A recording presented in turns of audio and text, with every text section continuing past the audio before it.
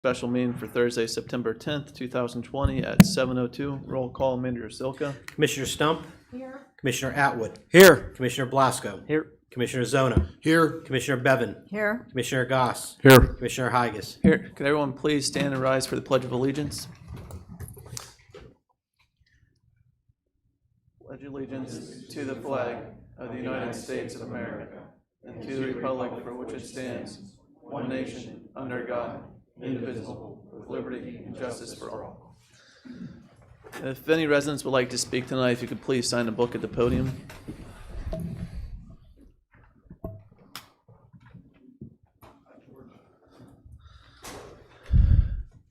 Thank you. We have two residents tonight. First one, Alexandra. If you just want to come up to the podium and state your name and address for the record, please.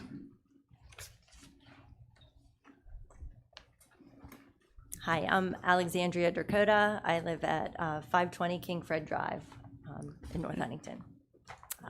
So I'd like to talk about the noise ordinance today and just bring up a couple points for your consideration.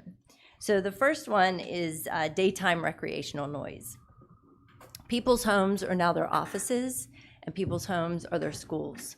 So should there be limits to the amount of allowable noise in residential areas during daytime hours?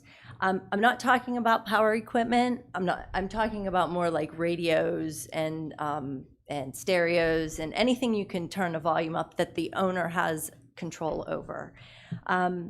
I don't believe that schools would allow loud music to be in their parking lots. So this to me seems like the same thing. So all I'm asking is, can local law enforcement have discretion outside of the stated hours within the ordinance? And my next point is regarding the violations and penalties. First is a question, and then it'll lead into my point, but does the ordinance apply to renters, landlords, and co-owners of a home that may not live at the residence?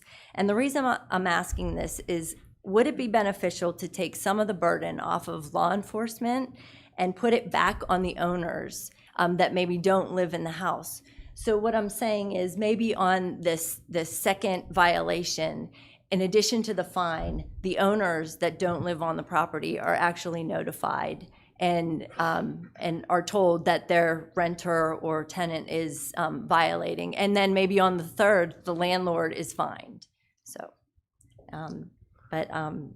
that's all I have, and I really appreciate that you are working on the noise ordinance. It's very important to me, and thank you for your time. Thank you.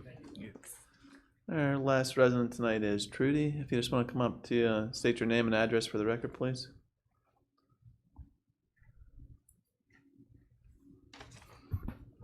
Trudy Morrison. Is that okay? Yeah, you're good. 11920 Center Street.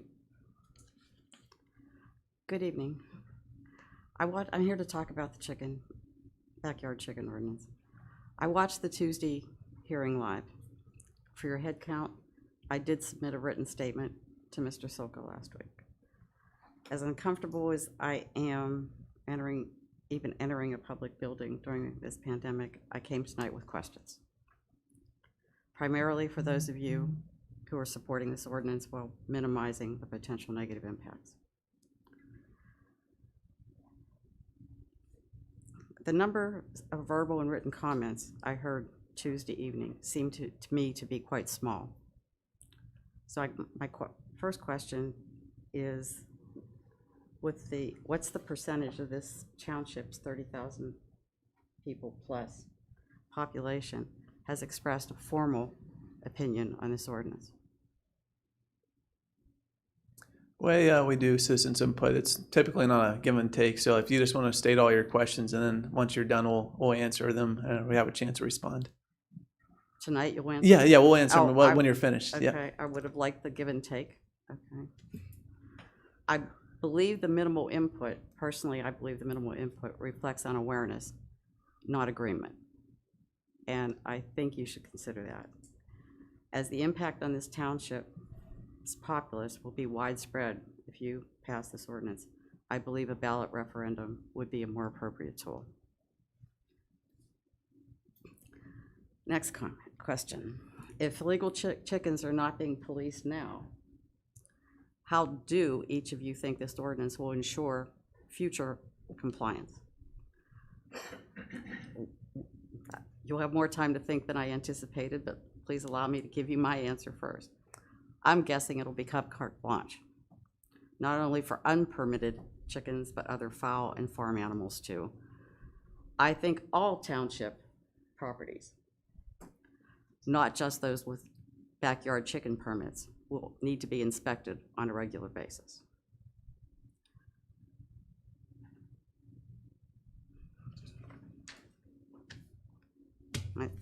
My next note was waiting for you to give me your answers.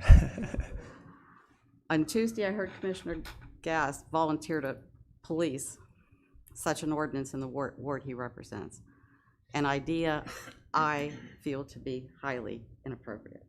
The police don't make the laws, then enforce them. Okay. Will each commissioner please share their plans for, one, implementing this ordinance, as well as their plans for a regular inspection process and a routine enforcement process? I want to hear plans. I have not heard one plan. I listened to comments from the previous township meeting as well as the hearing. I never heard a plan.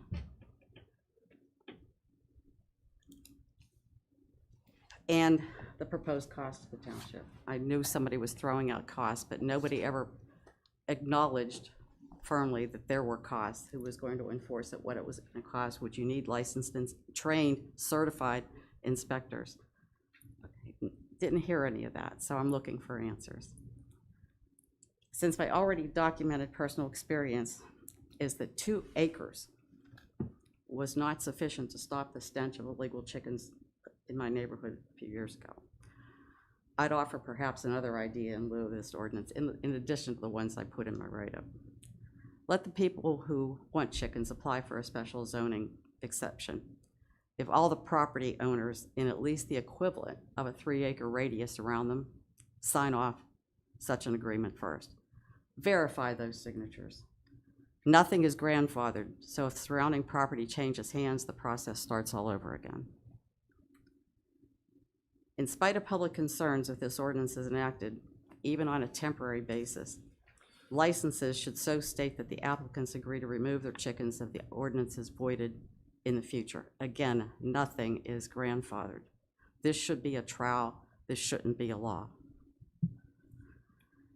And then my last question is, which commissioners here live in developments with covenants precluding livestock and poultry? Any of you? You do. If that's the case, I respectfully request that Ms. Bevan should abstain from voting on this proposal, as all negative impacts from odors to reduced property values will not affect her. Now I'd like some answers. Thanks. Would you like me to rerun my questions? No, I think I wrote them down here, and if we miss one, you can come back up and correct us. If anyone else is interested to speak tonight, they can come up to the podium. If not seeing anyone, that will conclude citizens' input. Response to citizens' input. I believe the noise ordinance is on for discussion, so if you're okay, we'll discuss that at that point in time. And then about the chickens, we'll go down through. I've been opposed to the policy before. If you've been paying attention to the meetings, you kind of know where I stand. I would kind of tend to agree with you on pretty much everything you stated, and I don't plan on at any time in the future supporting any type of policy that has been currently talked about. I would be open to the idea of maybe lowering the acreage, but I said I would be comfortable with maybe 3 acres or something of that nature. But as a policy that's currently being discussed, I can't support it whatsoever. You mentioned about doing a ballot referendum. The solicitor could maybe correct me, but we can't do a ballot referendum unless it has anything tied to a monetary value of increasing taxes. That's the only time that you can put something on for a referendum on a ballot. It's very limited. Yeah. To do a referendum. And why wouldn't this cause an increase in taxes when you have expenses I would believe, a solicitor can correct me if I'm wrong, but that would be very loosely probably translated and probably be shut down, not being able to be on a referendum vote. These gentlemen and ladies are elected to do their duty, and one of their duties is to decide whether or not chickens should be here. It's not one for the public necessarily to have a referendum. If there's a referendum law that cites 19 reasons you can do a referendum, and this isn't one of them. Okay, so what percentage of the population So, yeah. normally submitted? So I believe Manager Silka, we had, I think, was it 22 or 20 people in support of keeping our ordinance as it is currently without adopting a new ordinance for chickens. And then there was, I believe, was it 16 or 18? I think it was 19 with the. Okay, so it was 19 with people that were in support of a new ordinance. So we had 20 that were against having a new ordinance and 19 that were in support of having some type of new ordinance. And then we had about 20 people speak. Yeah. 15, 20 people So, speak. so more or less, we had less than 100 people out of Yeah. a township of almost 31,000. But wait a second, you cannot disparage and discount the petition. How many did you have, Virginia? There was 1,000 people, give or take, on that petition. But a lot of them were not North Huntington residents. And how many of the signatures were verified? So, and then as far as you mentioned about the implementation of a new ordinance, I agree with 100% that it would be a difficult undertaking, and we would need to get staff trained and that type of policy of holding up an ordinance of that, which we don't currently have. I believe implementation timeframe, I think you were asking about as well. Asking for plans for implementation. I'd like to see your written. Yeah, so right now I believe Virginia put out a proposal for a planned ordinance. That's what we kind of been working off of because the majority of the board was comfortable working with her ordinance. So that would be the one that we would be currently kind of debating or discussing. I believe that is actually on the township's webpage, and if not, we could probably get you a copy before you leave tonight if you're interested. I'm with the question. Is it still the referee that you emailed me a week ago? Or has anything in it changed? That would be the one that I emailed. But that isn't the plan, that's just the ordinance. How are you going to make this happen? That would be the plan, and that's how you would enforce it as well. That would be the plan, and that's So how you would once we enforce would it. adopt any type of ordinance, if the majority of the board decided to move forward, the paid staff would get a plan together of how they would enact and maintain and try to enforce an ordinance of that policy. So I think we would actually need to get a policy voted on, and then the staff would come up with how they would implement that policy. I mean, I don't know if you have anything else to add to that, Manager Silka, but No, I think that, an ordinance regulating chickens in residential areas would be no different than any other ordinance that's passed by the board. The board passes the legislation, then it's up to the staff to figure out how to implement that legislation and make it work. So we would take the ordinance that is passed in final form, and then we would empower the planning department and the enforcement officers to enact the ordinance. And with all due respect, we don't enforce the current ordinance. I mean, like I said, Well- this is typically not a give and take, but I would tend to disagree with not enforcing our current ordinance. We've cited 2 people, and I've currently been on the record saying we wouldn't be debating this if 2 people did not get cited, because 2 people got cited for having backyard poultry, and that's when this debate started. So we do cite our current ordinance. We do currently kind of work on a complaint system, so there might be more people in the township that have chickens, but kind of as you stated, we are not driving around neighborhoods and streets looking for chickens in people's backyards. Just like we don't drive around looking for tall grass. We don't have the staff in place to do that.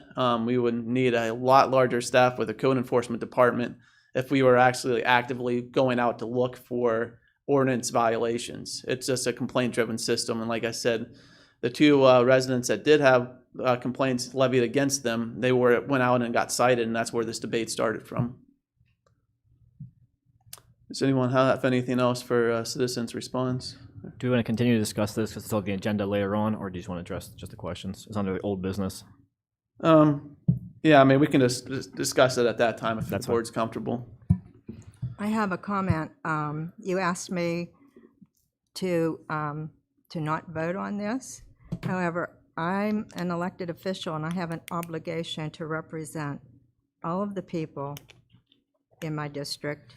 And not only that, all of the people of North Huntington ultimately, because my vote counts for 1 of 7. So I will not abstain from voting for this, and I don't think legally I have to. Do I, solicitor? Absolutely not. So I will be voting on the ordinance. And if I live in a covenant community, I still represent a lot of people other than the 17 homes in my covenant. So if you don't like that, that's the way it is. I was reprimanded by a board member about living in a covenant community. I'm 71 years old. My husband and I worked hard to get where we are. Whether it's a covenant community or not, doesn't matter. To speak on my defense, Fran, I did not reprimand you. I asked you a question, a direct yes or no question. And I think what Trudy's question is more as an ethical issue than as a legal issue. No different if the rest of the board that does not live in a covenant would say, hey, we're going to impose a new fee on those that live in covenants. It's easy for us to vote on because we don't have to pay that fee. Most of us, I don't think anyone else lives in that. So I don't think she's asking a legal question. I think she's asking an ethical question. If you look at a larger level, I know you pride yourself as a conservative, the Affordable Care Act. Congress, Again, I represent more people than the 17 people I understand in that. my covenant. I understand that, but if we look at the Affordable Care Act, you have Congress voting on a health care legislation that doesn't affect them. Just, fine, I'll stop with that. All right, is that the end for response to citizens' input? All right, Manager Silka, work section discussion topics. Okay, the first topic tonight, I'm going to ask Bob Robinson to help lead this and facilitate it. We're going to offer some alternative options to our milling and paving process going forward. Bob, the floor is yours. Yeah, thank you, Jeff. I did ask Jeff for some time to come to talk to you about the future of our annual road improvement programs, and I don't think there's ever a bad time where you stop and evaluate what you're doing. Can you save money? Can you be more efficient? And can you do things better? And as far as our milling and resurfacing program, I think the answer to those 3 questions are yes. This year we have budgeted $1.38 million, almost $1.4 million for our annual milling and resurfacing program. That also includes $1.2 million for milling and resurfacing, $150,000 for alternative treatments, which is basically our fiber mat system, and $30,000 for crack sealing. So that $1.38 million addresses around 8 miles of road, and we have 160 miles of road. So that's about 5% of our roads. So in fact, we're on with this year, we're on about a 20-year life cycle for our roads in North Huntington Township. 20 years in Western Pennsylvania, any community, is a long time. Obviously, the COVID pandemic has affected all of us, and it has affected the budget, and particularly our liquid fuels allotment is going down because in March, April, May, people weren't driving. Our liquid fuels is the gas tax. So we're going to take a pretty good hit there. On top of that, in order to, in addition to liquid fuels, we've been supplementing that from fund balance. We're not going to have that anymore. So we're going from $1.38 million in 2020 to about $970,000. That'll cut us down to 5.5 to 6 miles a year. And if that continues, and we could take that hit for what, but that continues. We're on about a 30-year life cycle of our asphalt pavements, and quite frankly, that doesn't work. And in any community, just the liquid fuels itself is not enough to fund a good road management system. So we've been doing pretty good. So have some concerns, and this makes it a good time. Can we do things better? Can we save money? Can we be more efficient? So we have 7 wards in the township, and the past practice is take our funds, allotted funds, whether the liquid fuels and our supplemental funds from the, and we spread it out and at least do a couple roads in each of the wards each year. What that causes is a lot of inefficiency. 2 main operations are milling and our paving. For example, our milling operation, we have a big piece of equipment, a 7-foot mill. When you finish a road, and if you have to move it, 2 ways: you either track that along the road, or else you load it up on a lowboy. And each one of those takes a long time. And on the milling crew, if you consider 10 or 12 truck drivers and 6 others, you have 18 men making between $35 and $40 an hour doing non-productive work. They're getting paid. Who are they getting paid with? Indirectly, North Huntington Township, because that mobilization, additional mobilization, is reflected in the bid price, in the unit price. I asked our project manager it was Donegal Construction Services, which was a subcontractor for Tresco this year, and Tresco Corporation's had their contract the last 3 years. I asked our project manager from Donegal, what if we would take our roads that we spread out over 7 wards, 160 miles of road, and just confine each year to smaller areas, say 2 wards, plus some periphery. And he chuckled. He said, you know, we can do that, and we would save a lot of money. Hempfield, he used Hempfield as an example. They have a program similar to North Huntington, but their scope of work is more confined. He said, our price to Tresco this year was $1 per square yard less in Hempfield than North Huntington Township. $1 a square yard. In this year's contract, we had 84,000 square yards of milling. So do the math on that. So that's the milling operation. Then on the paving side, you have your biggest piece of equipment is your paver, and that's also slow moving. It's on tracks. You either track it when you're moving to a different area, or you load it up on a lowboy, find a place to load it, chain it down, move it. You could have as many as 25, 30 men during that remobilization process to a different area, sitting there and doing nothing. They make between $35 and $45 an hour. I talked to Vince Tresco. He's the principal of Tresco Paving. I asked him also, what if we would confine our operations to the smaller area each year? And he thought about it.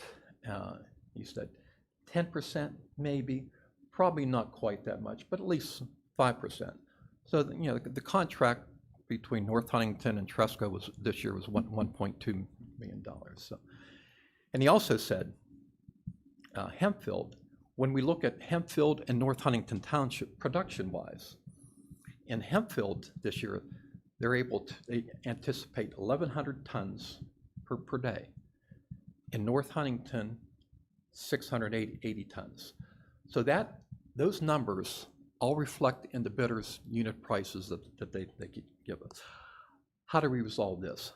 And I've talked to Jeff and the Mike and to Rich Albert, and I think we're all in general agreement.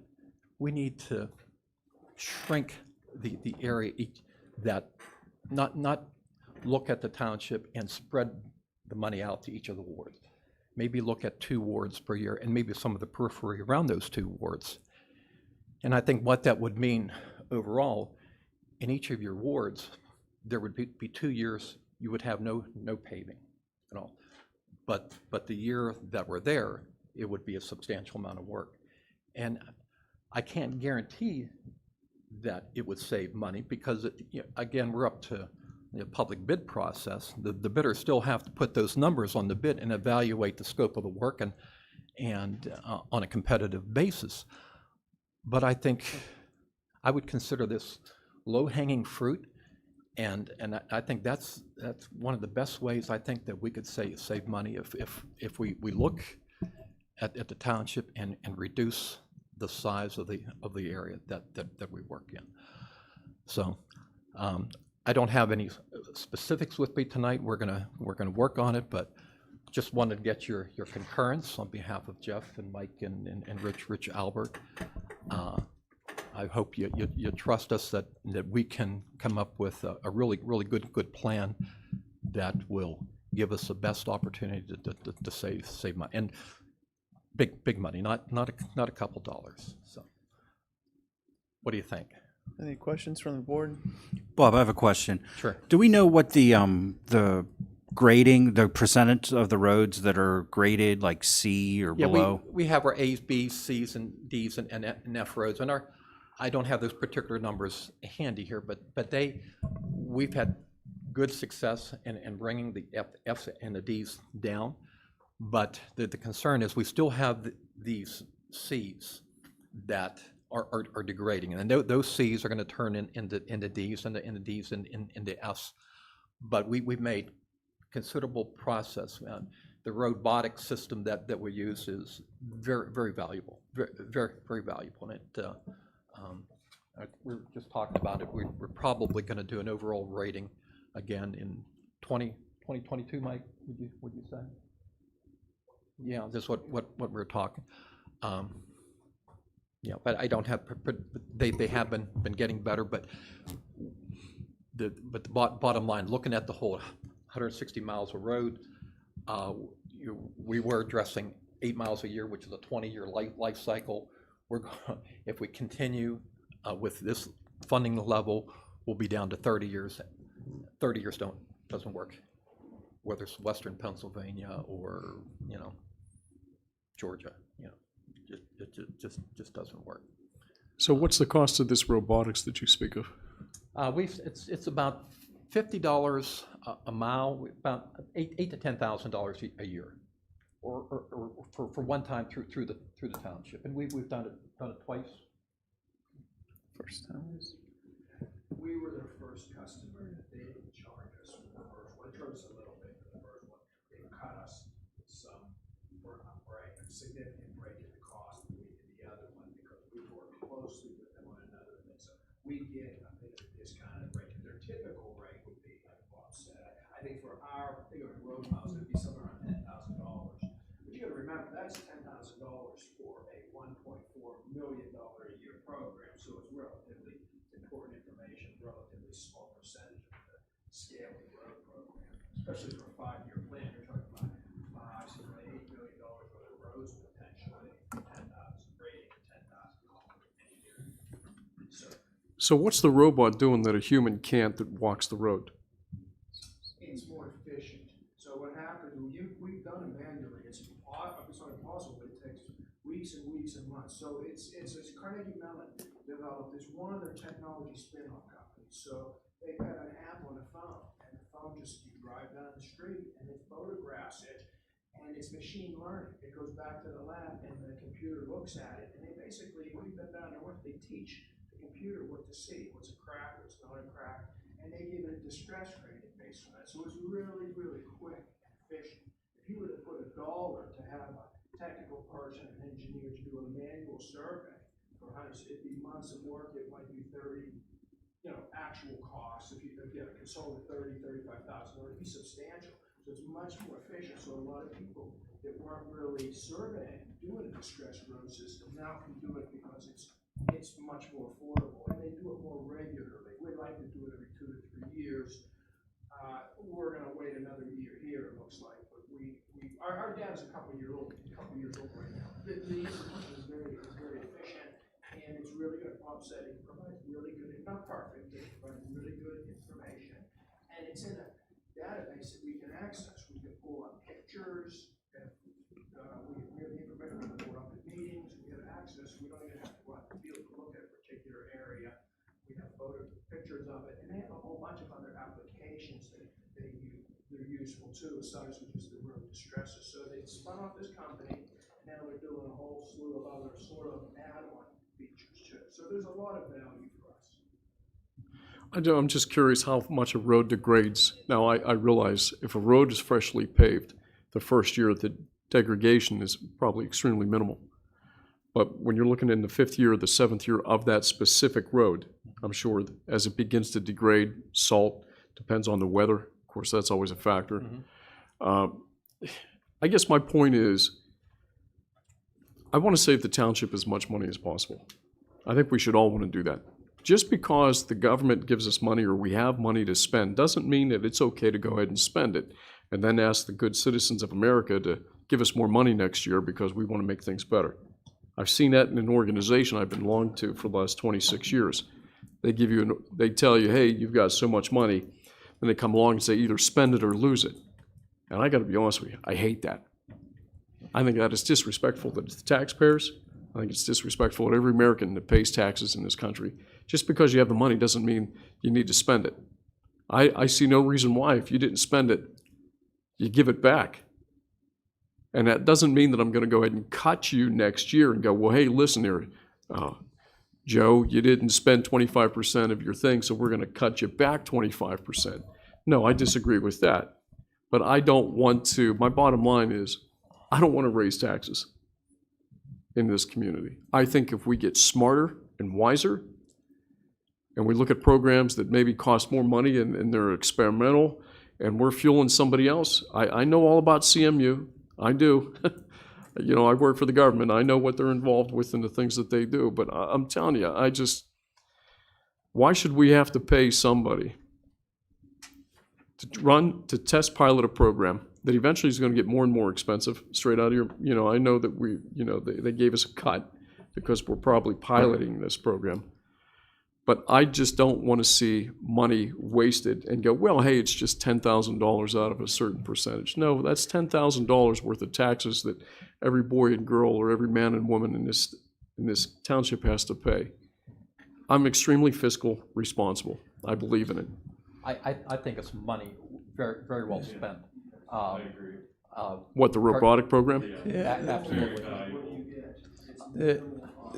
Before previously, years ago, we would have someone go out and do the road program, and the time and energy put into that where they can put this application. And I think there was even news articles about Mike and, you know, the staff that when we went through this, I mean, this is groundbreaking technology. I think you're going to get, we should talk about bang for your buck for the taxpayers and the residents. That's what you're going to get with this program. I mean, I think if someone comes out with a new pilot program that's even better, we'll sign up again and say, hey, come North Huntington. We had a proven track record working with, you know, scientists or, you know, engineers working on these things. But yeah, the bang for the buck for this program, I don't think you're going to find something that's cheaper that gets you as good data and information on the roads as this currently does. Eric, I've met with Ryan here, and we went through some of this data and the data that he keeps, and it is tremendously valuable. Okay. I don't think we would be able to manage it as well as we did without it. So I'm on board with the Roadtronics. I think it's unbelievably valuable.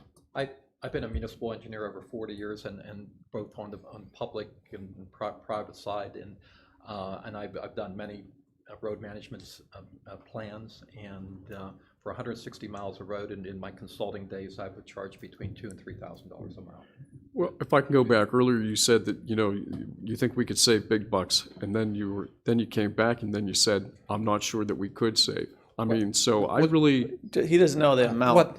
I can't put those numbers on the bid sheet, but I think by pulling the scope of work together and just making it, a smaller area. We'll cut down on the Yes. logistics costs and the Opportunity. movement of equipment. So if they can do it the way he explained, we will not be moving equipment from section of the township to section of the township. So that mobilizing time and energy. I'm not saying the contractors that put the bid specs are going to show us all that money cost savings, but naturally they're going to give some of us that cost savings. And if it's 10% on one end and 80,000 on the other, the price tag of that would roughly be $200,000 to $250,000 for the type of work that we do currently. And the way to look at it is, let's say we spend $100,000 now on roads. 30,000 of that might be on mobilization, taking things back and forth. Right. So we can spend $200,000 on road and put $200,000 in pavement down, rather than paying the 30,000 and put in an additional 30,000. These are just, numbers off, for, argument purposes. Right. But we could put that money that we're paying to have them move across the township back and forth in pavement, so we can get more bang for our buck by concentrating our area and having them travel less and mobilize less. And I totally get that, I do. But if I may also say that you were talking about people, that you got a lot of guys standing around. Yeah. So why are we paying those people to stand around? Because they have to Because wait it's till the equipment moves to start working again. Okay, Yeah, we don't pay them hourly. No, no, but it's the contract. Everything's reflected in the unit price. right, I So understand. many square yards of milling, so many tons of leveling course, so many tons of base repair. And the bidders look at these quantities and look at all these moves. Well, I need $85 a ton in North Huntington. Well, with less moves in Hempfield, I could do it for $75 a ton. So that's why. We're not paying them directly, indirectly. No, But I understand. What's being paid is what's reflected in the unit prices in the contract. Any other discussion? Where do you feel the worst roads are in the township? And I've noticed, in addition to that, PennDOT seems to be doing a lot of tar and chipping to save its roads cheaply rather than mill things up. Can that be done? Can we do that in a township I instead think of milling? we do, actually, the fiber mat is kind of a glorified shot and chip. What the fiber mat system is, it's a layer of oil and cut fibers through specialty equipment, and then number 8 stones, followed by another layer of oil, another layer of number 8 stones, swept up in about a week or two, then a fog seal put on top of that. Your normal shot and chip, double shot and chip's about $3 a square yard. This is about $7 a square yard, and it helps prevent reflective cracking. We've been doing it primarily on our more rural roads this year, Lower Mickonen and Pine Hollow extension, and we've typically done between 100 and 150,000. Subdivision roads, not too many people will you see do tar and chip in subdivision. It's there's a period when there's oil down, when you have a lot of traffic and concrete driveways, you can be creating a lot of havoc. People ride motorcycles. Yeah. That's a motorcyclist's worst nightmare. Yeah. I'm telling you, man. And where do you see the worst roads right now? Our wards 1, 2, 6, and 7 probably have they do have the most significant DNF. Wards 3, 4, and 5 are better roads. And also, I said, what if to Donegal, what if to Tresco? Also, Mr. Albert, I asked, or Rich says, what if we would confine, Public Works does a tremendous job doing the road improvements, and it takes time to do that. Typically, it takes them from when spring starts till about second, third week of July before they're done, before we could hand these roads over to the contract. What if your work was more confined to a smaller area? Can you? He said, certainly. We could be much more efficient. And, if you need 5 tons of stone over here and 5 tons of, one truck can be in one area and one backhoe, you could be much more efficient and get that work done quicker and be able to go to other things that are high priority. So. Any other questions? I just have one. I think this is a great idea to save us money. The only concern I would have is some of those D or F roads that might be 2 year away. And I know you guys will manage that. I have full confidence in you. But that's only my concern is if there was, and I know you're talking about possibly getting one that's maybe on the cusp of being in that work area zone, but if we would have that D or F road and the other side of the township from where we're paving that year. And I guess, of course, we could address that and put that part of the bid if we needed to. But that would be my only concern. There may be some exceptions, Yeah. and there will be some exceptions that by agreement. For instance, we have project agreements with the sanitary authority. We have Five Pines Phase 1 where we received $54,000 because they were C-rated roads, and instead of them paving half, they paid us, and we have 2 years to do those roads. There's another project in Five Pines this year that we'll get another $50,000. So we have to look at that. There may be some exceptions, and we have a great public works department. If there's one of those roads that are failing or maybe needs some mechanical patching or skin patching, after they get done with the drainage improvements on our road improvement, they can move to do that work. So we'll work it out, manage that. Anything else? Is it a board consensus? Because we're going to be bringing the road program in October. Is it worth putting a little plan together to show what this would look like to bid out for next year? Yep, definitely. We can be back next month with the Sounds great. plan for 2021. We'll have 2021, 2022. So Great. Appreciate the work. thank you. Okay, the second issue that I have on the agenda is the 2019 audit review. And with the number of new board members, maybe instead of going into a comprehensive review tonight, you may want to have the auditor come in and kind of explain some things, because a lot of our numbers are impacted by not actual income and expense spending, but GASB, the Government Accounting Standard Board, protocols that are those fake accounting numbers that make you look worse. And I will tell you that as I put the area of concern on my memo about the earned income tax delinquencies, whenever I had an in-depth conversation with our auditor, he goes, "That's all a GASB projection, because there's no way to say what our earned income is, because unlike real estate where we have a valuation, we don't know who works." So he said, "Calm down." We're not losing $1 million.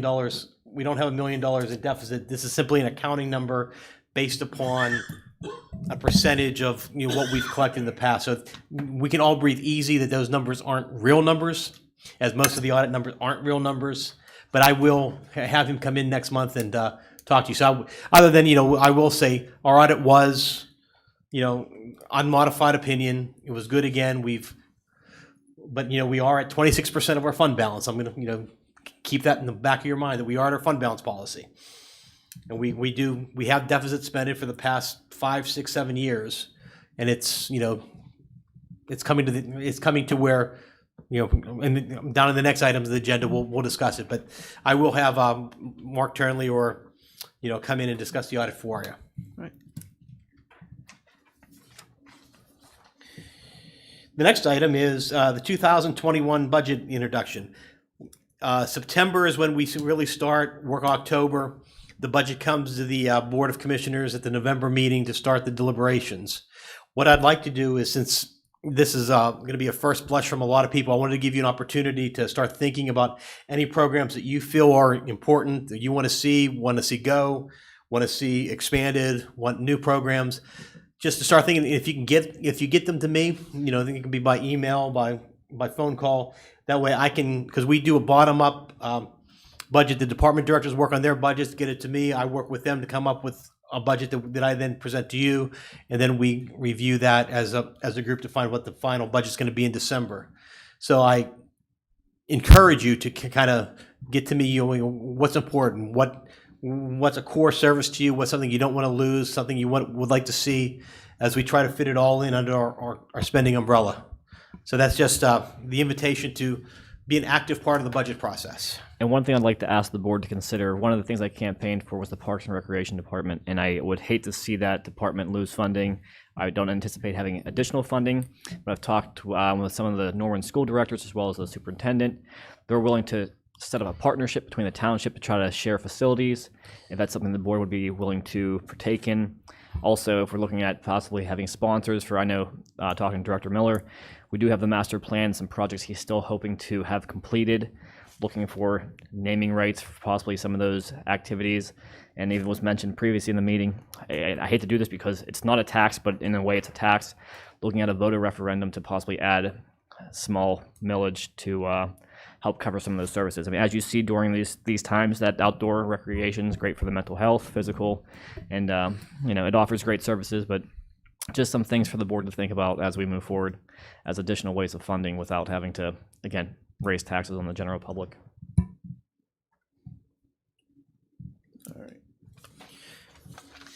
Okay, the next item is a transfer in our fee in lieu fund. The developer of Willow Estates, Willow Estates was developed with a fee in lieu to develop a park in that subdivision. That park never came to fruition, and there's no plans to create a recreational area within that plan. So the fee in lieu was funded. We have $12,580 in there. Under our ordinance and the MPC, if the developer allows us to transfer the money, we could do that via a resolution. And we do have a letter from Fred Crack, who is the developer, allowing us to transfer that money to the fee in lieu fund for Lions Park. And if the board's inclined to that, we can have a resolution put on for the next meeting, and we can transfer that money into it. Jeff, can I just ask, how is Lions Park determined out of all the parks to receive those funds? It's the closest, and it's the one that I know probably can have the most impact. It's one of our project parks. Yes, I mean, I know yes. proximity. There's still Jacktown Acres in between that, but that's a neighborhood park compared to a. Yeah, basically, what we're looking at is the fee and lieu parks. We're looking for the larger recreational park. As we're kind of shifting away from the neighborhood parks. That's what I figured. Okay, and the last, we have the noise ordinance discussion. Jonathan, can I have the screen? I did have Chief work on a noise ordinance draft as we took, what we had in the past. It was kind of yay and nay and kind of cast. So we figured out, what could we do to draft a noise ordinance that can be workable by the police department, number one, and palatable to the board. So this is the one that we kind of came up with. You have the drafts in it, and what I like to do is kind of just open it up to discussion. Chief Rizzo's here to kind of give the police perspective and then answer any questions you may have. I'd just first like to say thanks, Jeff and Chief Rizzo, for doing this, because this is something that, for you guys that are new to the board, I pushed for about a year ago, and found out sometimes more is not better.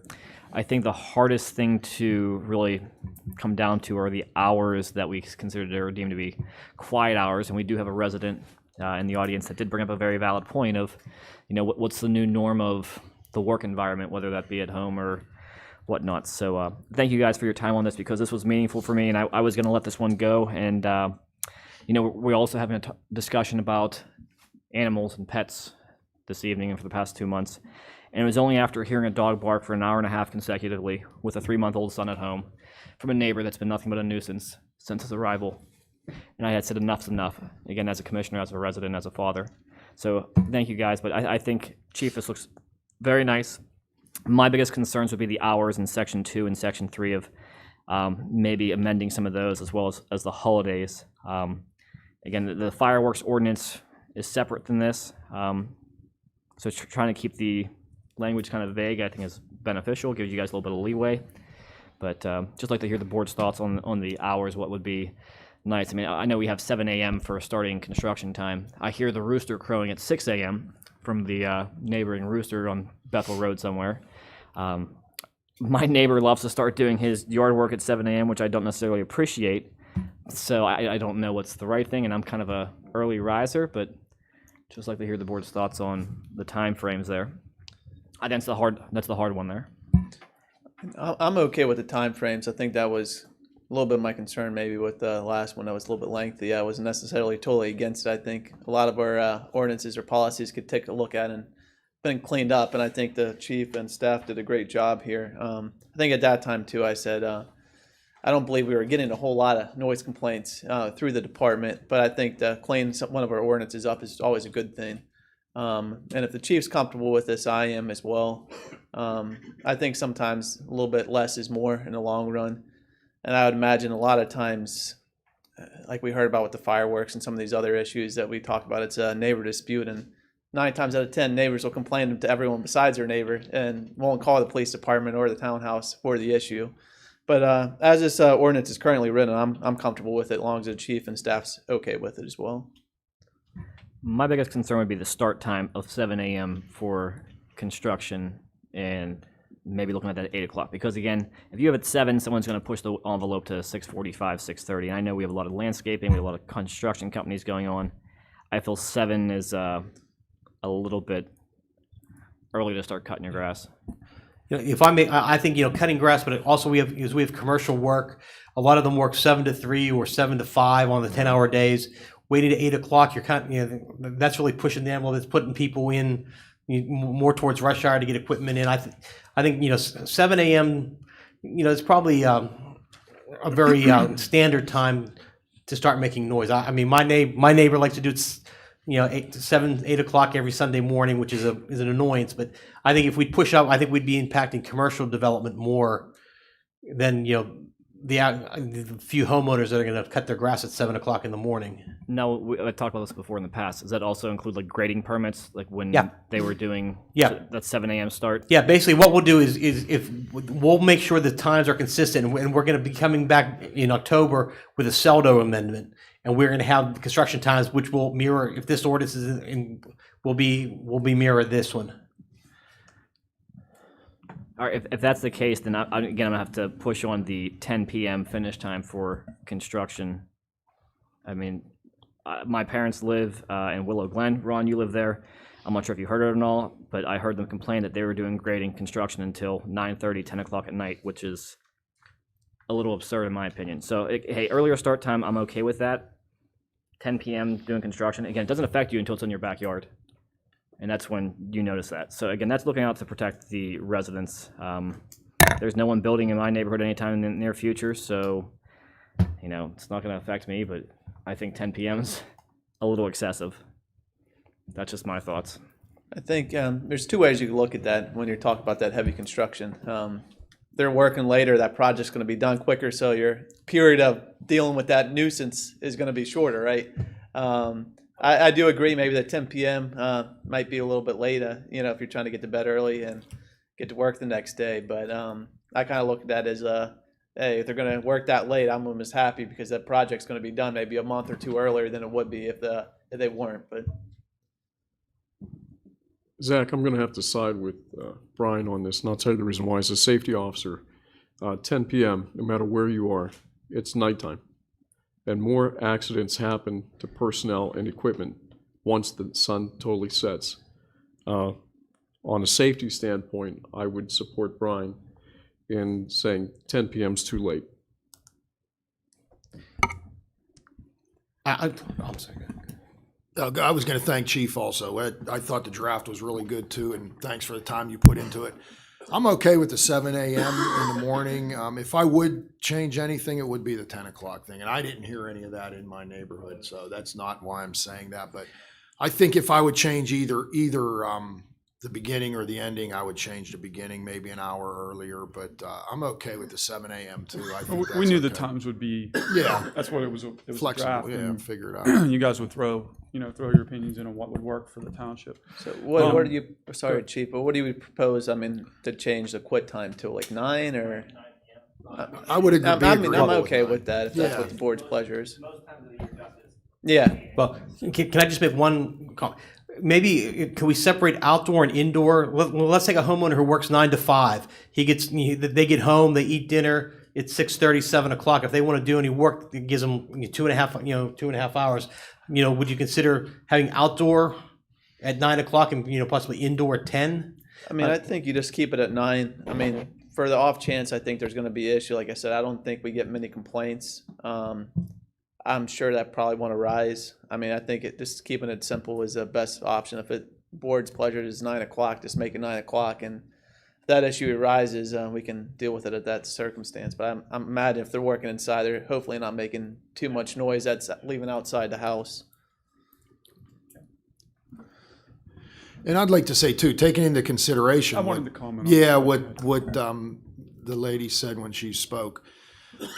I do see that point where a lot of people are working out of their homes now, but I don't know what you do for that. I mean, we would be limiting the noise all day long if we did something like that. But I understand your point, and I mean, I don't have to work from home, so I don't know. I don't have to sit in the house in the quiet and do my work. So, I mean, I feel for the people that do, but I don't know what the solution to that would be.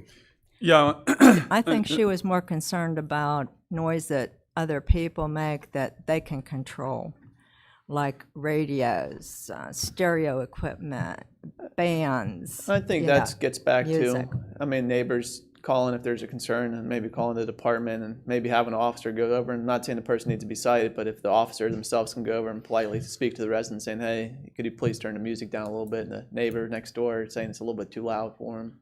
I can write something in here that will give us a little flexibility possibly. And then I listened to what she said, and I did consider that when we were in here. The biggest issue that I had is we wanted to get away from the noise meters and getting in people's houses and distances and those things, and what's annoying to one person isn't annoying to another. Is it a pool party? Is it,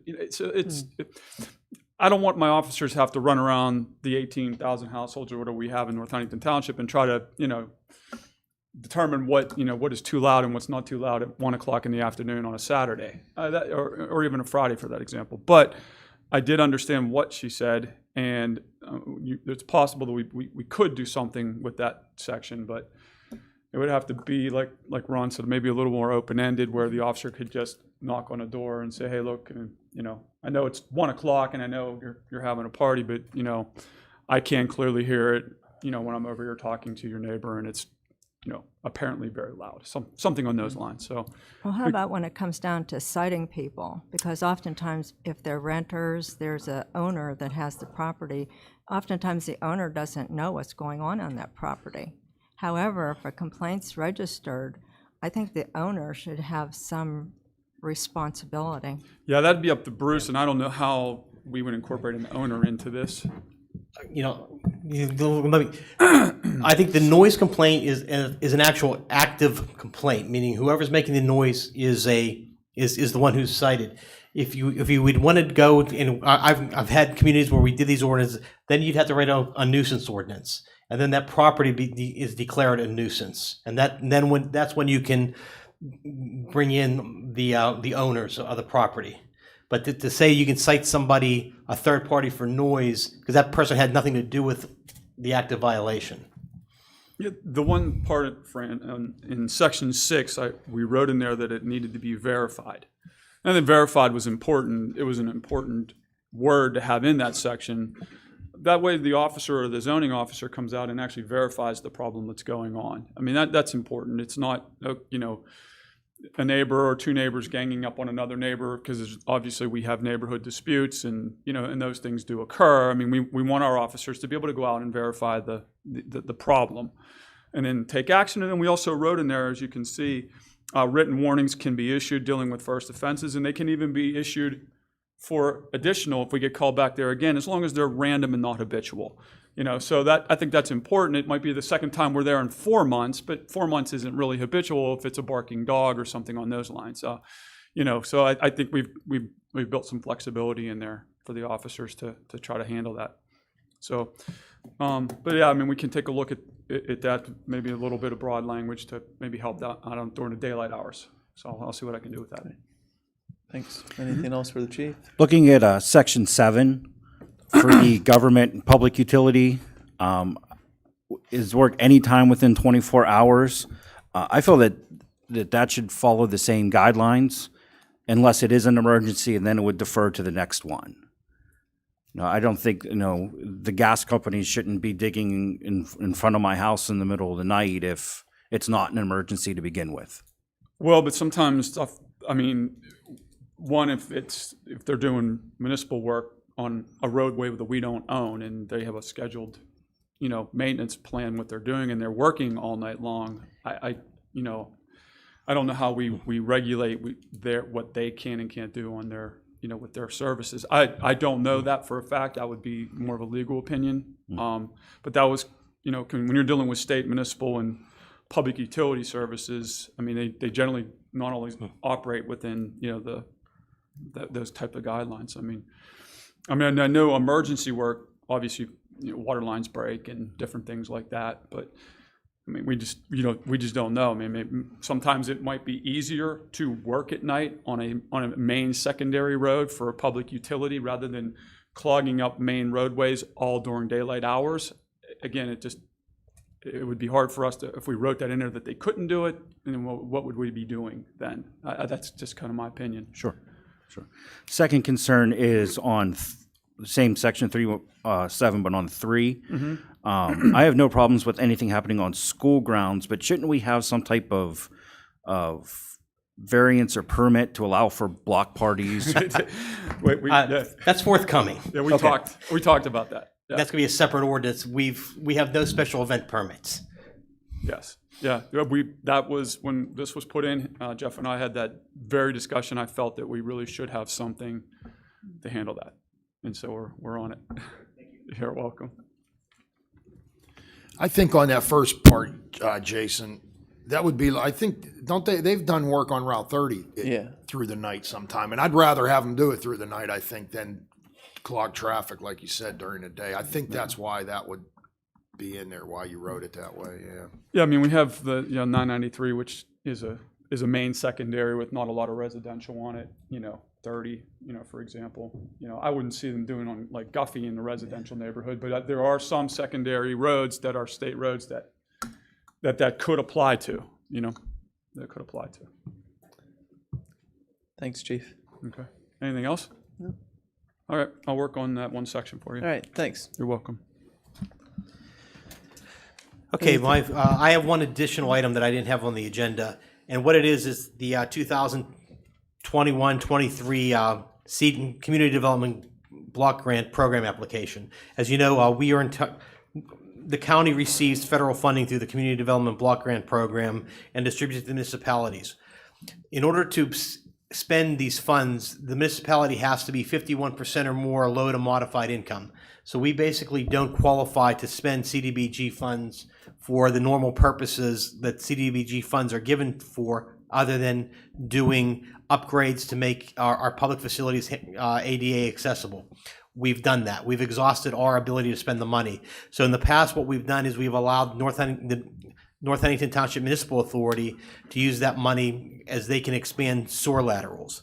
And what they gave me the application for this latest round, that they're looking at $163,000 project to fund sewer lateral work at Craig Drive, Wayne Drive, Carolyn Drive, Lexington Place, Carpenter Lane, Watson Drive, Chris Drive, Lynn Drive, Elizabeth Drive, Marybell Drive, Overholt Drive, Michael Drive, Henry Drive, Hannah Drive, and Sherrick Drive.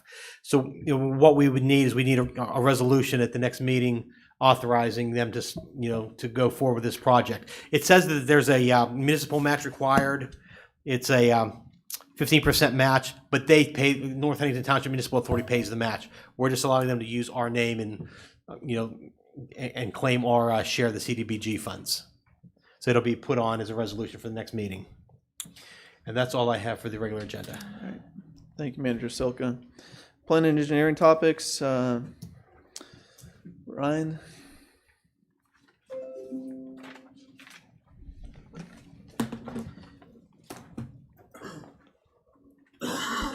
Okay, I have 2 subdivisions that are coming through this month.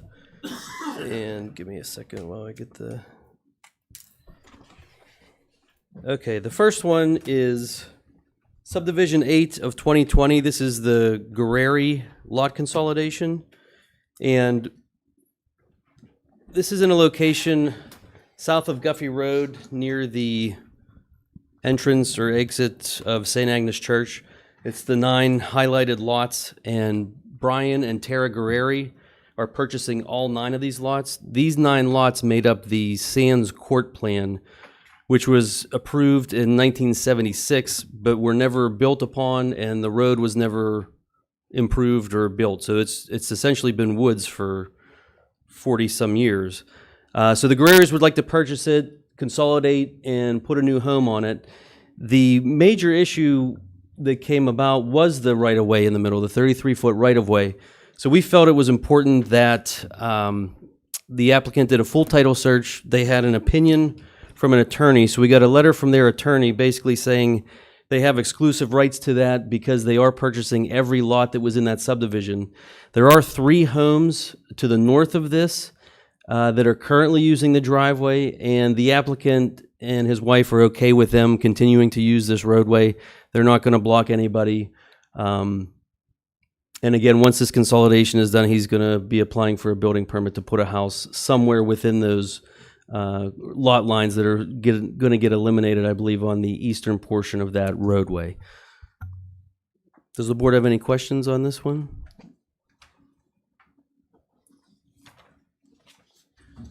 Ryan, there was, if you go back to the previous slide, it looks like there's a structure on one of those. That's a pool that's been removed. So yeah, we asked about any encroachments that were on the lot lines as surveyed, and with that being removed, then everything is compliant. If it was still there, the applicant was willing to adjust the boundary line to accommodate that pool, but that structure's been removed. Anybody else? Okay, the second and final subdivision is S-11-2020. This is the Willow Estates Phase 1 Revision 4. This is re-recording the front setback on 6 lots in the plan. And the first 4 lots are contiguous along Warwick Drive. Willow Glen Development is asking for a reduction from 30-foot front setback, which you can see in the brown, to a 22-foot setback, which is in the red. The reason being these lots are sort of at the top of a ridge, and they drop off steeply in the back. Mr. Crack is asking to move those up 8 feet to get them closer to the road. This has been granted elsewhere in the plan. Going back to 2011, the entire Bedford Road front setback was reduced from 30 feet to 22 feet to accommodate the single-family attached homes. There's portions on Cornwall Drive that have been adjusted with the front setback. So this is the group of the first 4, and then the last 2 lots are on the cul-de-sac of Yorkshire Drive, and he is requesting a reduction from, there's a 25-foot setback on the northern portion of the street and a 30-foot on the southern, but he is requesting that these are reduced to 15 feet. Again, there's a steep drop-off on the back. These lots are nearly unusable as is if the 30-foot front setback is obeyed. So he's trying to move those closer to the road, still be able to park a full-size SUV in the driveway without infringing on the sidewalk.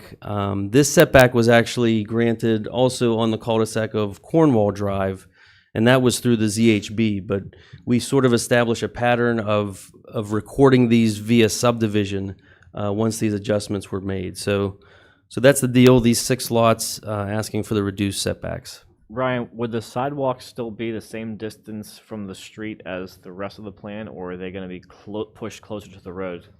Sidewalks will stay in the same place. Like 2 feet over from the road or so? Yeah. Okay. Yep. Any Anybody else? other questions? Thank you. That's all I have. We do have one topic of old business, the chicken ordinance policy discussion in residential zone areas. Okay. Since I wasn't here on Tuesday, first off, I want to thank everybody for all their work on this, and I enjoy the healthy debate. You know, it's easy to do those 7-0 votes on things, but thanks to the residents that have come out, that have signed, and all that fun jazz. But one thing I wanted to ask, though, is really kind of pushing for this ordinance. Would you be open, again, to the idea of starting either with the 3 acres and then working our way down. I know, Eric, you want to start smaller and work up, but working backwards. Or I like Zach's idea the other day of looking at a special use permit for this, because there are a lot of properties in the township that probably could have chickens and no one would ever know, and it wouldn't negatively affect everyone. Again, I'm not completely familiar with that process, but I think that might be the best route to go, and that's something that I could support, and I'm sure the board could support at large, but I just want to get your thoughts on before I kind of go down my spiel. I think if we're going to make it 3 acres, we might as well save our time, because there's not lots in North Huntington that's going to make a difference for. I think the vast number of people who signed that survey, or I should say that petition, and the people that came want the opportunity to do it. And as I said before, there's already people that are doing it, and I think it would save the planning and zoning time if we sort of incorporated them in, because then they're no longer complaint worthy unless they create an odor or something along those lines. There are people out there doing it now that are not disturbing their neighbors in any way. Now, I think there was some sort of discussion over how many birds. And originally, when I was combining all the ordinances to create one ordinance, I suggested 4 birds in R2. And we now have that as 6 birds in 10,000 square feet. I think I would be receptive to going back to that 4 birds per quarter acre. And that still allows people to have some birds. When you have a family of 2, you really want to have 3 birds. If you have a family of 4, you really want to have 6 birds because of the way they produce their eggs. So I can see where 6 birds might be ideal for the average household that wants to grow these. They also, when you're buying them, you buy them in lots of chickens. And you can pay extra to have no roosters in that lot of chickens. So probably the fair thing to do would be to allow 6 birds in a quarter of an acre. And that might bring people, into compliance where they're not in compliance now. But I think I personally would be willing to go 4 birds in a quarter of an acre. I like that we're compromising here a little bit right now, Virginia. My question, I guess, would be for the rest of the board. Would you be willing to start with 3? I know that it eliminates probably 75% of the township, if not at large. And I would be willing to revisit this in 2 months if we see that, hey, we have no applicants, and go down to 2 acres and try that out, and then see how that goes for 2 or 3 months, then work down to an acre. And if you see, this is working well, you might be able to go in baby steps. Rather, we're cutting down 97% from the current ordinance, from 10 acres down to 10,000 square feet. So by doing this incrementally, we can do it safely for the township, that we don't put ourselves at financial risk for the township itself as well as the property owners. And again, I think it's something that the board collectively could get around together. Or if no one's open to that, is anyone open to Zach's idea of the special use permit? Which I think would be think that's going to be a more expensive way for people to go. And I'm all about people having the liberty to use their property until they start to impact a neighbor. And all of the provisions, all of the protections that are written into this ordinance, they're sufficient protections to protect neighbors. And like I said, I think that as far as enforcement, I don't think you're going to have people going out there and buying chickens that don't already have them, because they're a lot of work. They're a pet. And if you don't want that as, I shouldn't say they're a pet, they're an animal to take care of, or a bird to take care of. And that might not be what's for you. There are people that have dogs. A hen is going to take up about 1 square foot in a yard, where a large dog probably going to take up about 3 to 4 square feet. So whenever you're comparing animals or birds together, I don't think it's unreasonable to say that somebody should have 4 to 6 birds. And whenever you're looking about how you buy them, somebody's probably going to have to buy 6 of them. They're not going to be able to buy 2 or I believe at 1. Rural King and a Tractor Supply, you can buy them at 1. But you did make a correct statement saying that you can pay extra to make sure that they're female chicken versus buying one that they don't know. I still have some issues. Obviously, I've been told there's 4 votes, so I'm not going to beat a dead horse that's already been beaten, or should say maybe a dead chicken. But nonetheless, I don't really understand. You talked about, well, you know, we should have, you know, taken apart what planning and zoning said. Well, we did, and we gave them direction, and they gave us a policy, and you didn't like it, you threw it out the window, and then we came up with this. Like I said, if you have the votes you want to vote for, that's fine. I'm not going to support it. I wasn't supporting it years ago, and I tend not to again. But I was open to the idea of doing something a little smaller acreage. I think maybe 10's a bit excessive, but I think we're going to run in a lot of trouble with this. And if you talk about freedom of property rights, I still don't understand why the whole thing's in there about covenants. That's none of the township's business whatsoever. If that's a personal property rights business, if we're going to say that we're going to do this for the covenants on this issue, are we going to go around on all the other issues that there's covenants on, saying maybe a neighborhood doesn't allow above ground pools? Is the township going to come knocking on a person's door saying, well, you know, your covenant says you can't have above ground pool, but we're going to enforce that? That's not our business.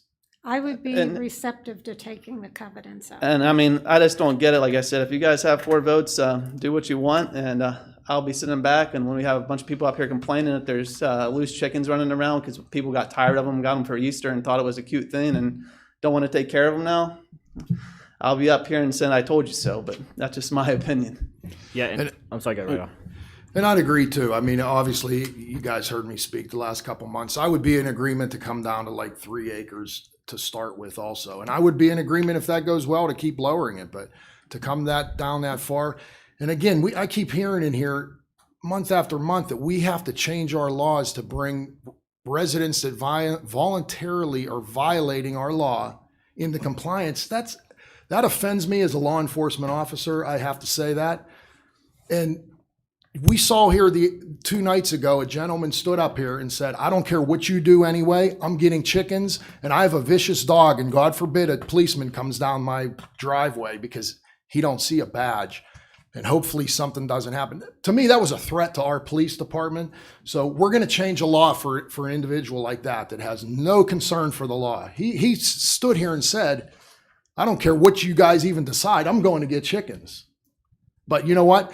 Let's change our law because people want to violate it. Let's change our laws because that's the most absurd argument that I've heard in this room. And it's repeated month after month, Virginia. You keep saying that. That is because of 2 families that came before us here. We're going to change our ordinance. Well, That's shameful. That's shameful of us to do. What maybe people don't understand is you have more than 2 people doing this in the township. I walk, I see them, and I see that they're not creating a problem for people. And you mentioned this going 70 miles an hour down a speed limit, let's make it 80 miles an hour. You're talking about something that's safety. You know, allow somebody to speed 100 miles an hour down the road. That's a safety thing. Here, if a person is not harming their neighbor in any way, if they're not harming their neighbor, then they should have the freedom in this country to do what they need to do. But I think we have 2 examples here where obviously they were harming their neighbor because they were turned in. But we're going to change the law for them, which I think is a slap in the face to their neighbors that were on the harmed end of it. So we're basically saying to those neighbors that called in here and complained and got them cited, we're telling those neighbors with a yes vote here that your opinion doesn't matter. These people that violated the law, their opinion matters to me. And I mean, I'm going to drop it at that too. There's no use beating this over and over because I've been saying it the same thing for the past 3 months. But I think I think that's the wrong way to go about this. And I think that is one of the reasons, listening to all of the feedback from the people that have spoken about the protective covenants in these plans. when you're talking about somebody that's raising chickens where they can't do it anyways because there's protective covenants. Did anybody tell that one family that?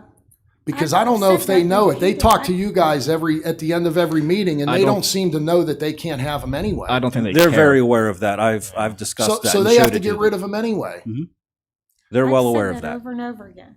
And you've told them that? Because they come and talk to you guys all the time over there. I've said that at Okay, public because they don't seem to meetings know over that and when over again. they're up there talking. It doesn't seem to me that I they mean, know I get that. back to this whole debate started with two families that chose, and maybe they didn't know about our policy, but they chose not to follow our ordinance. They got cited, they came up here, and now they're upset that they got cited and would have to get rid of their chickens. Virginia, you stated, well, you see them elsewhere in the community. Yeah, they didn't become a problem. I'm sure if these residents had them and didn't have them as a problem, but just like if you're speeding down Route 30 going 60 or 70, the police don't see you get away with it. If you have chickens in your backyard, you keep them, maintain them, and it's not a problem to your neighbor or a nuisance to your neighbor, no one's probably going to know about it. But at the same time, these two residents had an issue, and they got caught with chickens in their backyard. That becomes a problem. Like I said, I don't want to beat it up.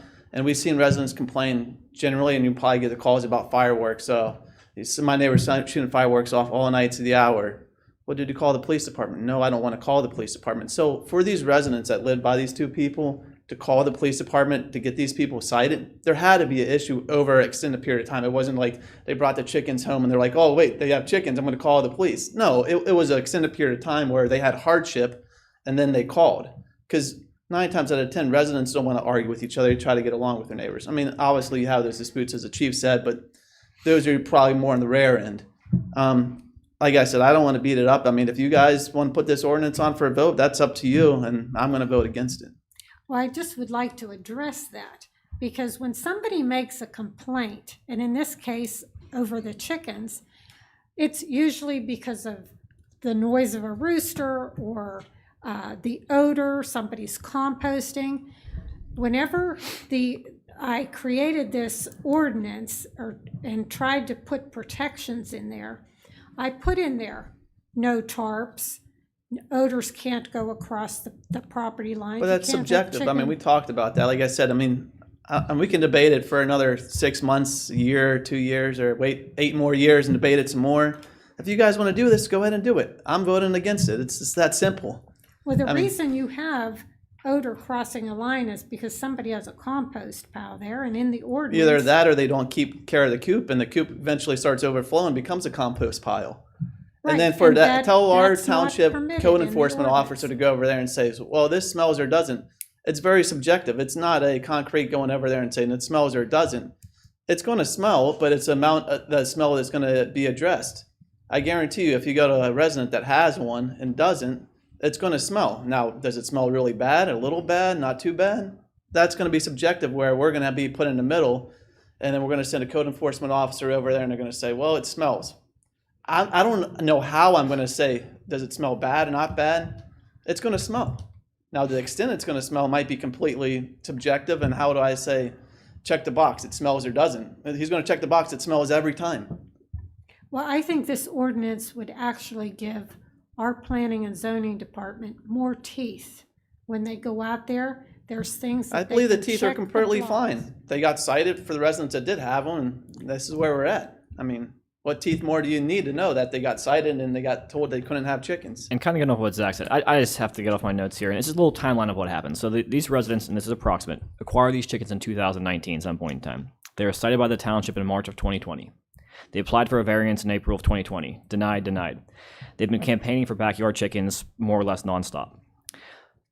The vibe that I got was the planning commission did not want to hear this issue. And we said, send it to them. They thought it was a bad idea. They didn't want to look at it. But we said, okay, let's let them have at it.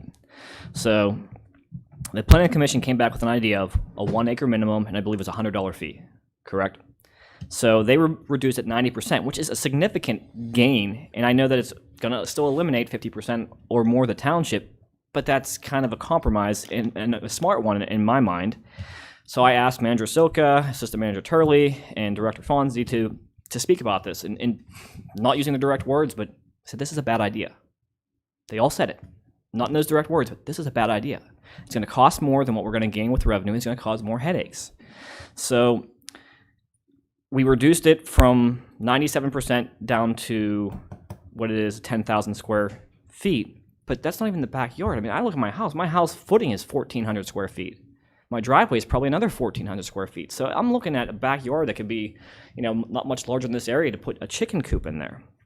I mean, this may not be harmful. This may not blossom into anything, but I'm going to err on the side of caution on this one. I have to address an issue that a gentleman made on Tuesday, I think attacking myself and Ron, and he said, well, we're trying to instill fear on people.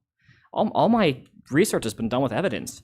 We've been told that there's no salmonella cases from chickens. I went on the CDC's website. There are 37 cases of salmonella right now in Pennsylvania, right now. So when they're disputing that the CDC advice can spread to other pets, here's the direct wording off of their website. You can get salmonella infections from touching backyard poultry or their environments. You can also get it even if the flock looks healthy and shows no signs of illness. Then people were making these arguments. Oh, we already have dogs barking. We already have cats straying about. We have fireworks going off.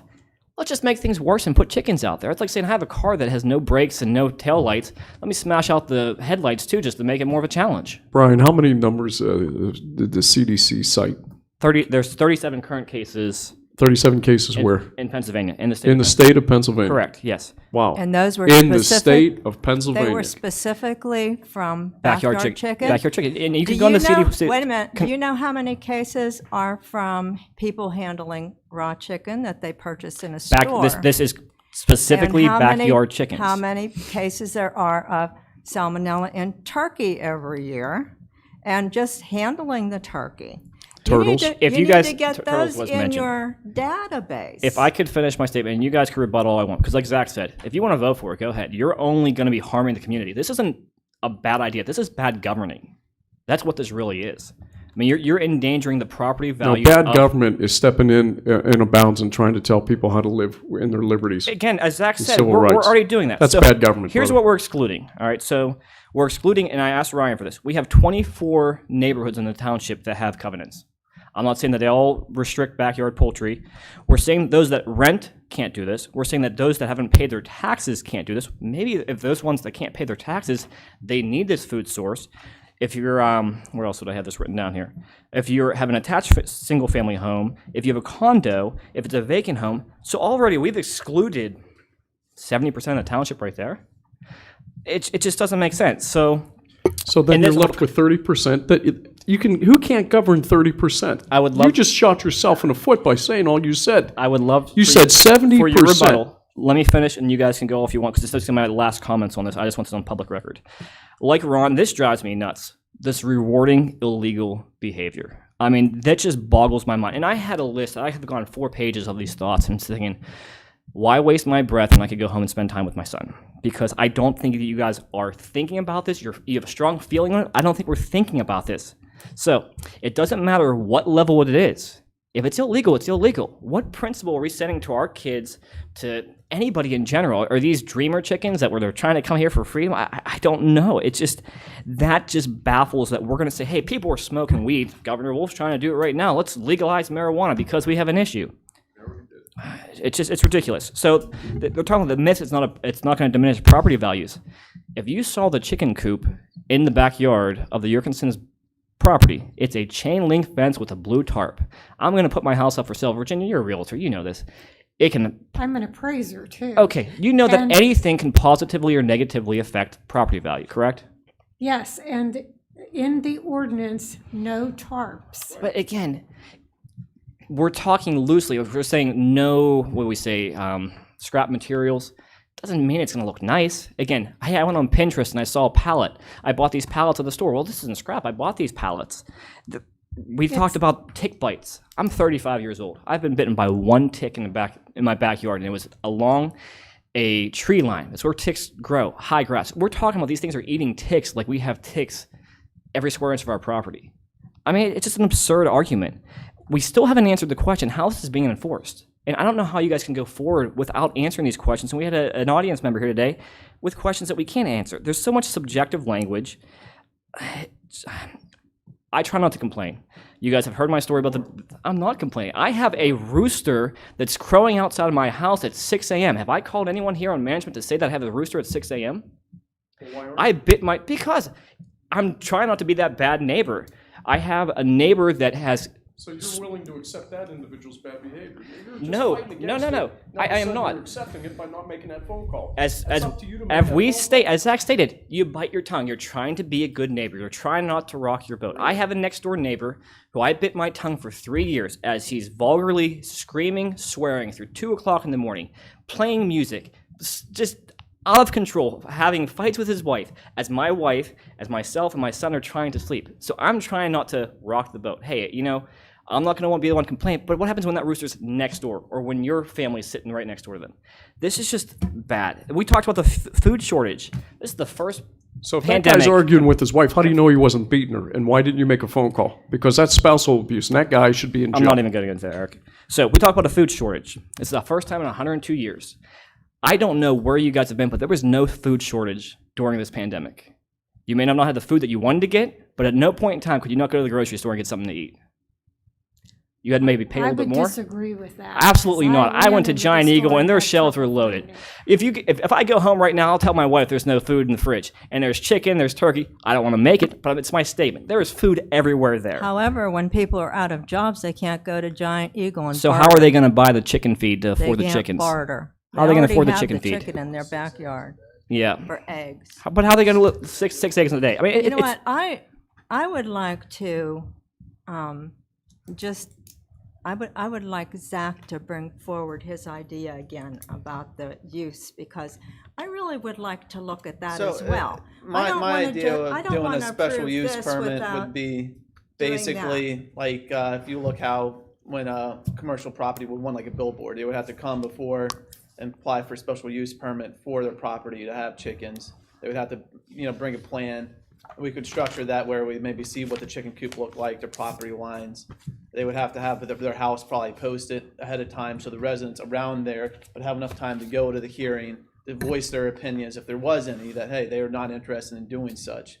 I think that avenue I'm kind of, willing to look at that. I really am. I would like to see. that avenue kind of appeases, I would that. hopefully say, both parties, for the people that want it, to give them an avenue to maybe do it, as well as maybe appease some of the people that have concerns about it, because if it's then a public notice, then they could come to a hearing and they could speak on the matter, to use that special use permit, and then that way it could go in front of that board. I think that's a bad idea, because with the ordinance, you have X, Y, and Z protections built into it. If you give somebody that special use, that, first of all, that's going to be more costly for the township to go through all of the hoops for, rather than just give somebody a simple permit to have the chickens. And then there's no protections built into that. Once Well, they have can't- that use, they have that use. Can't we build in something? There's no I mean, reason. I don't There's think no that this reason is that they like, could apply for special use permit and we would still have a ordinance of some sort to regulate once they had that special use permit. There's no reason we couldn't do that. The special use permit would be a requirement for them to have permission to have chickens onto their property. And then, of course, we would have some type of regulations after the fact to enforce, longevity of the property after the fact, that after they got their special use permit. yeah, I would like to have a look at that. Yeah, Virginia, would you be willing to look at that before we move this forward? And again, you could always vote against it, but it's something that, again, I'm not familiar with. I'm not sure who else is, but it might be a viable option. You might see it's a better option. I think that's just going to add more workload onto people who are already overworked.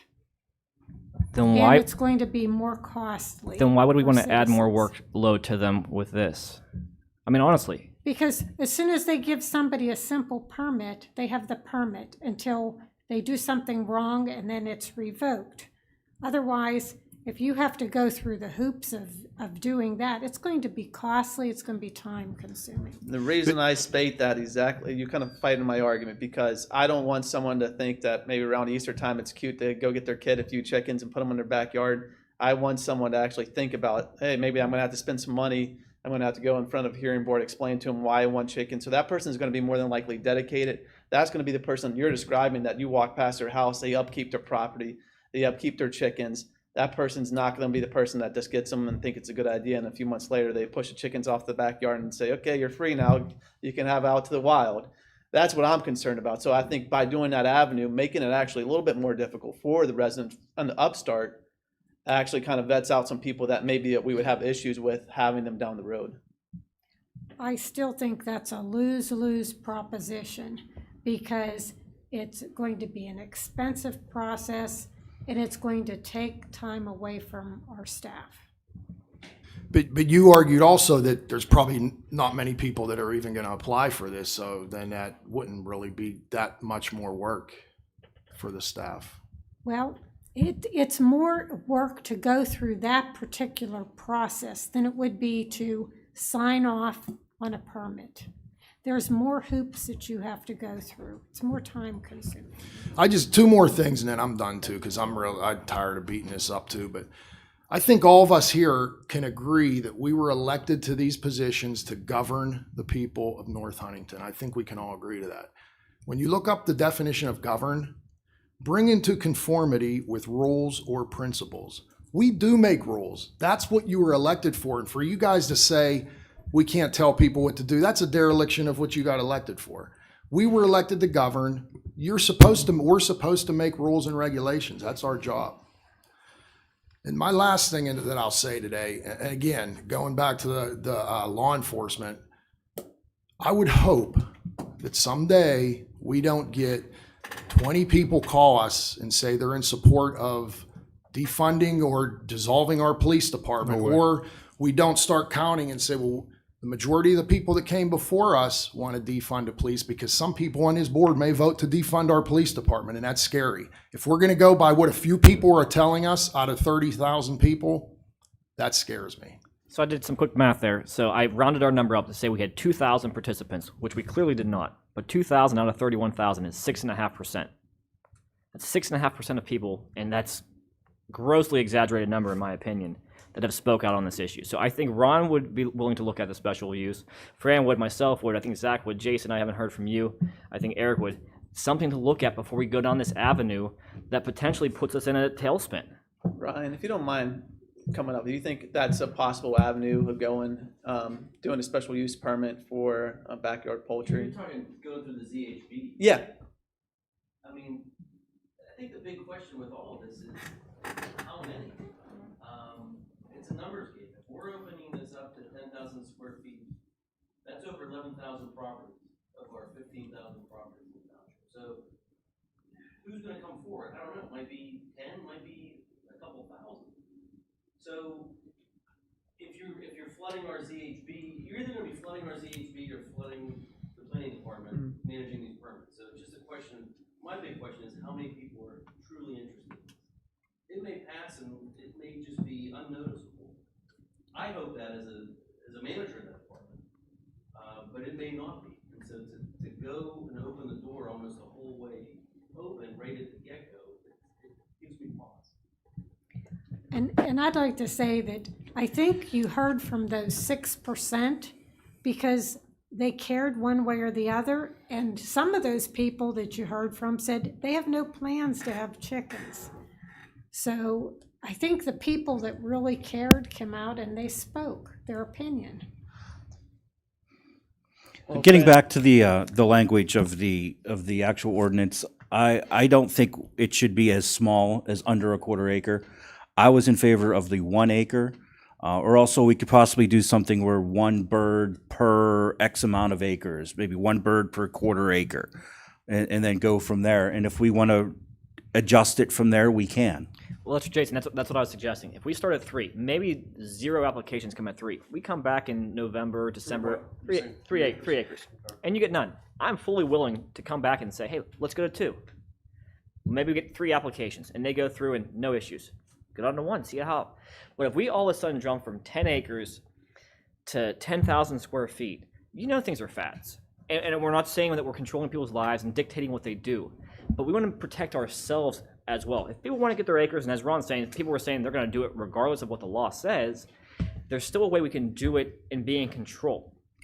And I liked, Jason had nice ideas, like, hey, you start with 3 acres, you used to get 10 hens, and then every quarter acre you get an additional 2 hens, or whatever the number is that we determine. But to take a leap from here of property size down to here, it's just dangerous for the property value and the integrity of the township. Again, as Ryan said, we might get 10 applicants, we might get 0 applicants, because I think of the 500 people that signed a petition, probably only like 3 or 4 said they actually wanted them. And whether they follow through is another story. But this approach, and Virginia, thank you for all your work. I know that you've put a lot of time and you've dedicated, you've been passionate about this, but I don't think it's cleaned up enough yet to move forward with it. And I just don't think it's the right direction to go to that property size. So again, I'm willing to go to 3 acres and work backwards. We can meet back every 2 months and say, let's go down to 2 acres, it's working. Let's go down an acre, maybe go to ½ acre. But to go that overnight is just mind-blowing. Well, see, to me, if you're going to 2 acres or 3 acres, you might as well save the effort, because it's not, you're not going to be really doing anything. That you're not helping what people are asking for. But again, that's only for maybe 2 months, and then go down, see how it works. Maybe those people that do have 2 or 3 acres do want that. I don't know, but as Ryan's saying, well, we have 10,000 properties with 10,000 square feet. That's just a dangerous number to work with that can inundate them. And again, this all comes down to taxes. We know it's going to cost us money in the long run. We know we have a lawsuit right now about an inanimate object. It's only a matter of time till our code enforcement goes onto a scene, takes someone's chickens, and all of a sudden we find ourselves another lawsuit on our hands. It's going to happen. It's not if, it's when. We're really putting ourselves up there. Again, I read on the CDC website, they said take your chickens to a local chicken veterinarian. No idea where one of those is at. And Ron's asked that question, Zach's asked that question. We have to have answers before we move forward. This goes, again, to what Nancy Pelosi statement. We got to pass it to find out what's in it. And that's exactly what we're trying to do. We're trying to see what will happen I when you think pass we this. know what's in this. That's not even an appropriate apples and oranges comparison. So, I know what's in it, but I would still like to have a look at the conditional use, because I think that might be a route that's combinable, and we can look at some ways that we can agree on some things. It might not have to be what's the variance application, $300 or $600? $600. It doesn't have to be anything that outrageous. It could be $75, $100, whatever it is. That's something that we could actually manage and then proceed with that. Again, we're not going to have someone that's going to pay $600 to raise their chickens. I think that's pretty much absurd, but we can determine a fair number that would still cover our costs and allow them to have that freedom. Ryan, could you tell everyone here what somebody goes through to get to this special use, the process? Just fill out the application, they meet with Tom McGuire, the zoning officer, to see what the uses are, what's legal, what's not, and then they take the case to the zoning hearing board to try to get the variance granted. But I mean, it's a long, expensive process. Because I mean, if we would knock down the fee, I guess we'd have to amend the fee ordinance, create a new category for that. But I mean, there's a reporter, there's a decision that's levied a month later. I mean, it's going to drag out in time as well. So it would certainly weed out some people. I do agree with what Fran said and what Zach said, that the people that aren't real serious might just say, it's not worth it.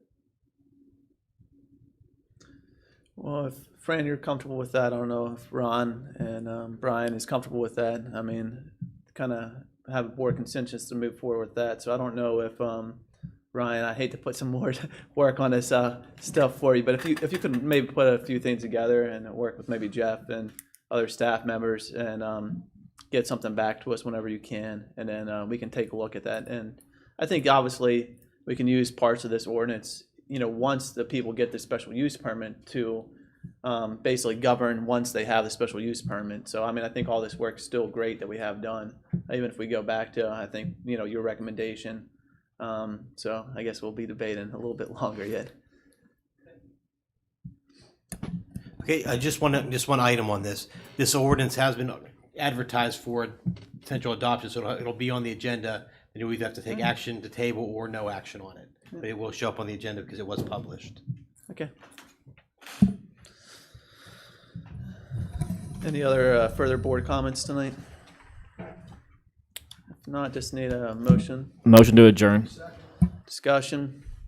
All in favor by stating an aye. Aye. Opposed? Motion carries 7-0. Meeting adjourned at 8:46.